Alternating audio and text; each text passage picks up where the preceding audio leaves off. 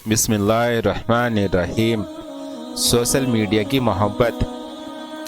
آج ہم ایسے دور میں جی رہے ہیں جہاں مسلم معاشرے کا ہر انسان خود کو مومن کہتا ہے۔ 5 وقت کی نماز کیا شروع کی، مومن ہو گئے۔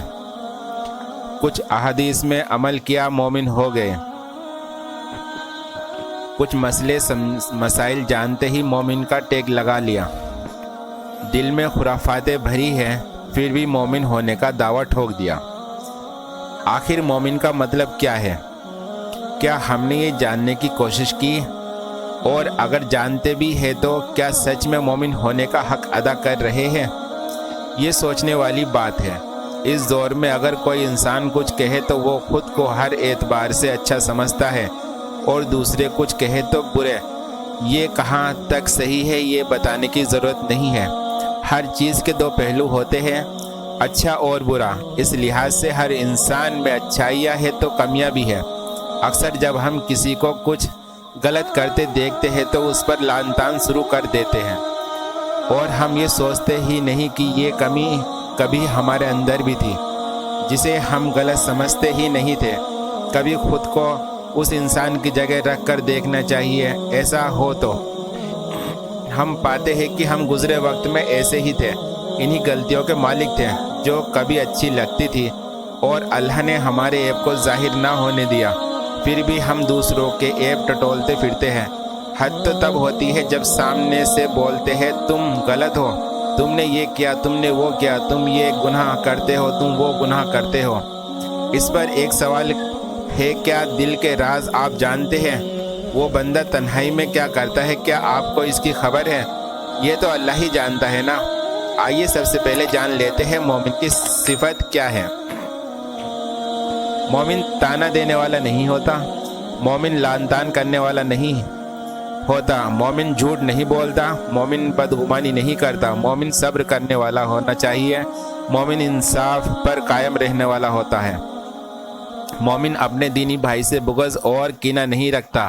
اکثر دیکھا جاتا ہے ہم کسی سے اللہ کے لیے محبت رکھتے ہیں اور وہ ہم پر توجہ نہیں دیتے تو ہم جانے کتنی باتیں بول جاتے ہیں۔ خاص کر لڑکیاں جب کسی لڑکے سے اٹیچ ہوتی ہے اور انہیں پتہ چلتا ہے کہ وہ کسی اور سے نکاح کی خواہش کر رہا ہے تو وہ اپنا اصل رنگ دکھانے لگ جاتی ہے، مانو وہ لڑکا اس کی جاگیر ہو۔ کسی اور سے نکاح کیسے کر سکتا ہے؟ یہ تو ہوئی عام لڑکیوں کی بات۔ اب آتے ہیں مومنہ پر، جو پہلے ایک طرفہ محبت کرتی ہے، پھر نکاح کی خواہش رکھتی ہے اور انکار ہونے پر اکثر لعن طعن مارتی ہے، لعنت اور بدزبانی کرتی ہے۔ حضور صلی اللہ علیہ وسلم نے فرمایا، مومن طعنہ دینے والا، لعنت کرنے والا، بے حیا اور بدزبان نہیں ہوتا۔ اب میرا سوال یہ ہے، کیا واقعی آپ مومن مومنہ ہیں؟ سب سے پہلی بات، ایک مومن مومنہ کبھی کسی غیر محرم سے بات نہیں کرتے۔ اس پر بھی جواب ملتا ہے کہ ہم دین سکھاتے ہیں تو میری بھائی بہنوں، دین سیکھنے کے لیے عالم عالمہ بھی موجود ہے۔ اگر نہیں تو آپ یوٹیوب پر ویڈیو دیکھیں۔ زوم کلاسز لے، غیر محرم کے ان باکس میں جا کر دین کیوں سیکھنا اگر آپ خود کو مومن کہتے ہیں؟ اللہ کا فرمان ہے، اگر تم اللہ سے ڈرنے والے ہو تو نرم لہجے میں کسی اجنبی سے بات نہ کیا کرو کہ دل کی خرابی میں بڑا کوئی شخص لالچ میں پڑ جائے، بلکہ صاف سیدھی بات کرو۔ دوسری بات، ایک مومن نصیب پر ایمان رکھتا ہے۔ اگر آپ کسی سے نکاح کے خواہش مند ہیں اور نکاح نہیں ہوتا تو سامنے والے سے لڑائی کیسی؟ یہ تو اللہ کا فیصلہ تھا، آپ کے نصیب کو آپ کو ملے گا، اس کے نصیب کا اسے۔ دل آپ نے لگایا، اللہ نے تو سختی سے منع کیا تھا۔ کیا آپ کو خیال نہیں آیا کہ مومن نکاح سے پہلے دل نہیں لگاتے؟ تیسری بات، ایک مومن بھائی بہن دوسرے پر بہتان نہیں باندھتے، وہ دوسروں پر بے حیائی یا عیاشی کا الزام نہیں لگاتے۔ پر اکثر دیکھا جاتا ہے جب لڑکے لڑکیاں محبت میں ناکامیاب ہوتے ہیں تو سامنے والی یعنی اپنے محبوب محبوبہ پر طرح طرح کے الزام لگاتے ہیں۔ کیا یہ بات درست ہے؟ کیا آپ کو پتا ہے وہ شخص کس طرح کا رشتہ نبھا رہا ہے؟ یہ بھی ہو سکتا ہے کہ اس کے دل میں آپ کے لیے کچھ تھا ہی نہیں، وہ آپ سے زیادہ اللہ کا خوف رکھتا ہو، اور یہ بھی ہو سکتا ہے جو الزام آپ نے لگائے ہوئے جھوٹے ہو۔ افسوس کی یہ صفت بھی آج کل ان لڑکے لڑکیوں میں پائی جاتی ہے جو خود کو مومن مومنہ کہتے ہیں۔ رسول اللہ صلی اللہ علیہ وسلم نے فرمایا، جس نے کسی مومن کے بارے میں ایسی بات کہی جو اس میں نہیں ہے تو اللہ تعالیٰ اس کو دوزخیوں کے پیپ میں ڈال دے گا یہاں تک کہ اس کی سزا پا کر اس سے نکل جائے۔ چوتھی بات، جب ہم کسی سے ایک طرفہ امیدیں رکھتے ہیں اور وہ امیدیں ختم ہو جاتی ہیں تو اس شخص کے خلاف جھوٹی باتیں گڑھتے ہیں، نفرت، جلن، بد زبانی جیسے گناہوں میں مبلس ہو جاتے ہیں، لوگوں میں بدنام کرنے لگ جاتے ہیں۔ مومن تو ایسا نہیں ہوتا۔ رسول اللہ صلی اللہ علیہ وسلم نے فرمایا، بدگمانی سے بچو کیونکہ بدگمانی سب سے زیادہ جھوٹی بات ہے۔ کسی کے عیب مت تلاش کرو اور نہ جاسوسی کرو، دولت نمائش میں مقابلہ بازی نہ کرو، حسد نہ کرو، بغض نفرت نہ رکھو، ایک دوسرے سے منہ نہ پھیرو اور اللہ کے ایسے بندے بن جاؤ جو آپس میں بھائی بھائی ہیں۔ پانچویں اور سب سے بڑی بات ہے صبر۔ ہم اکثر کہتے ہیں ہم نے صبر کیا، لیکن در حقیقت ہم صبر کا حق ادا ہی نہیں کر پاتے کیونکہ ہمیں پتہ ہی نہیں ہوتا صبر ہوتا کیا ہے۔ ہمیں اس کا صحیح مطلب نہیں پتہ۔ دل اور امیدیں ٹوٹنے پر رونا، چیخنا، چلانا، برا بھلا کہہ کر ہم اپنے دل کو تسلی دے رہے ہوتے ہیں، اور یہ صبر کے برعکس ہے۔ صبر کا معنی یہ ہے کہ بندہ تکلیف میں اللہ کی طرف رجوع کرے، اس سے مدد مانگے، پر ہم لوگوں کے سامنے اپنا رونا رو رہے ہوتے ہیں، دوسروں کی برائی کر رہے ہوتے ہیں۔ اللہ کا فرمان ہے صبر اور نماز سے مدد لو، اور بے شک یہ نماز بہت مشکل ہے لیکن ان لوگوں کے لیے نہیں جو عاجزی کرتے ہیں۔ سب سے پہلی بات، اس درد کا انتخاب آپ نے خود کیا تھا۔ اللہ تو غیر محرم کے بارے میں سوچنے تک کی اجازت نہیں دیتا، اور آپ نے اسے دل میں بٹھا لیا اور پھر اپنی غلطیوں کو آزمائشوں کا نام دے دیا۔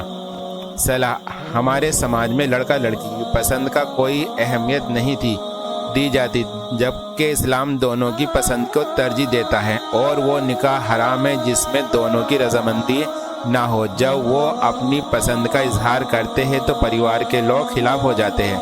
زیادہ تر گھروں میں یہی دیکھا جاتا ہے کہ والدین اپنے بچوں کے خود کی پسند کو سرے سے ہی انکار کر دیتے ہیں، بعد میں اس کے سنگین نتیجے بھگتنے پڑتے ہیں۔ اس لیے بہتر یہ ہے کہ آپ اپنے فیصلے اللہ کے ذمے چھوڑ کر مطمئن رہیں، اللہ پر مکمل توکل کریں، اس کے علاوہ ان باتوں پر غور کریں۔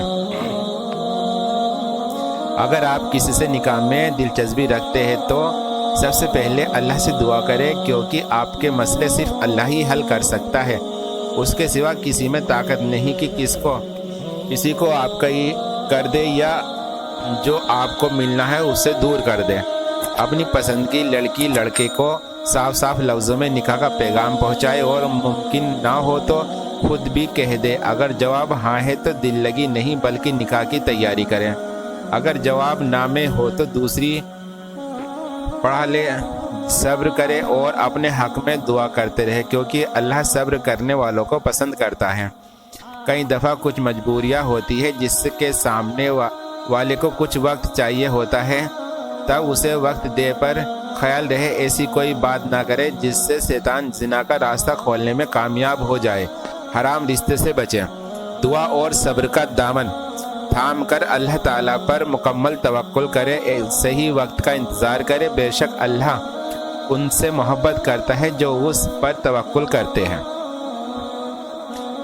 ایسا کوئی کام نہ کرے جس سے آپ کا دامن داغدار ہو، آپ کے اپنے شرمسار ہو، سماج میں ان کا سر جھک جائے اور مستقبل برباد ہو جائے اور اللہ ناراض ہو، کیونکہ اللہ پاک رہنے والوں سے محبت کرتا ہے۔ اگر جانے انجانے میں کوئی گناہ کیا ہو یا کسی نامحرم کے ٹچ میں رہے ہو تو کثرت سے توبہ کریں، کیونکہ بے شک اللہ ان سے محبت کرتا ہے جو بہت توبہ کرتے ہیں۔ اللہ اپنے بندوں پر اس کی طاقت سے زیادہ بوجھ نہیں ڈالتا۔ شکر، صبر اور حکمت سے کام لے اور دعا کرتے رہیں۔ اللہ ہم سبھی بھائی بہنوں کو ہدایت دے اور زنا جیسی بدترین برائی سے دور رکھیں۔ آمین۔ اور ہمارے چینل پہ آپ نئے ہیں تو ہمارے چینل کو سبسکرائب کریں، لائک، کمنٹس اور شیئر کرتے جائیں۔ السلام علیکم ورحمۃ اللہ وبرکاتہ۔